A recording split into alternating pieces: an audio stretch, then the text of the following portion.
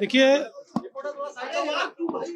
आप सबने देखा होगा कि जो पिछले आर्थिक वर्ष का लास्ट क्वार्टर है उसमें भी अपेक्षा से अच्छी हमारी व्यवस्था रही है, अर्थव्यवस्था रही है, और जिसके कारण हम लोगों ने जिस प्रकार से अपेक्षित किया था उससे भी अच्छा ग्रोथ रेट हमको एक प्रकार से देखने को मिला है।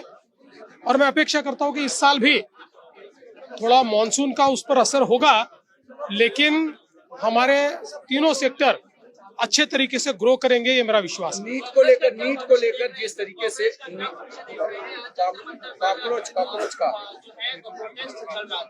क्या? देखिए, ये जो प्रोटेस्ट हुआ इसने ही उसका भविष्य और भवितव्य हमारे सामने खुली किताब की तरह रख दिया।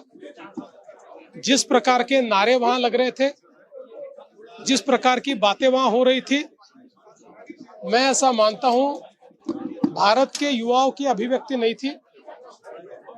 इस देश में कुछ लोग भारत रत्न डॉक्टर बाबा साहेब अम्बेडकर जी का संविधान दिखाते हैं और उल्टा बर्ताव करते हैं।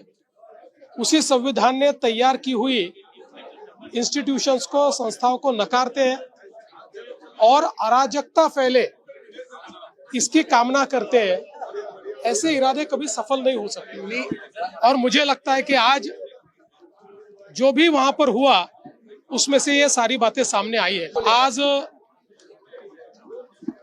खरं म्हणजे आपण सर्वांनीच जंतर मंतरला बघितलं, ज्या प्रकारे त्या ठिकाणी भाषणं झाली, नारे लागले, वक्तव्य झाली, त्यातनं एक गोष्ट लक्षात आली, भारताच्या युवांची अभिव्यक्ती नाहीये, तर अराजकता पसरवण्याच्या मानसिकतेची अभिव्यक्ती आपल्याला पाहायला मिळाली।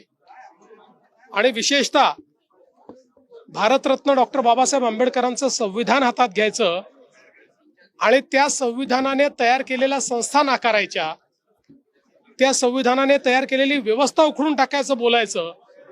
संविधान म्हणजे केवळ पुस्तक नाहीये, त्यातल्या प्रत्येक आर्टिकल मध्ये या देशाच्या लोकशाहीची तत्व आहेत।